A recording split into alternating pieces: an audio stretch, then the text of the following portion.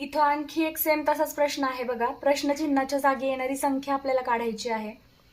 तर इथं आपल्याला तर्क लावताना असं करावं लागणार आहे. 3चा वर्ग अधिक 2चा वर्ग, 3चा वर्ग अधिक 2चा वर्ग, 3चा वर्ग आहे 9, 2चा वर्ग 4, 9 आणि 4 13 ही संख्या आपल्याला मिळाली. इथं 4चा वर्ग अधिक 10चा वर्ग, 4चा वर्ग आहे 16 आणि 10चा वर्ग आहे 100, आपल्याला संख्या मिळाली 116.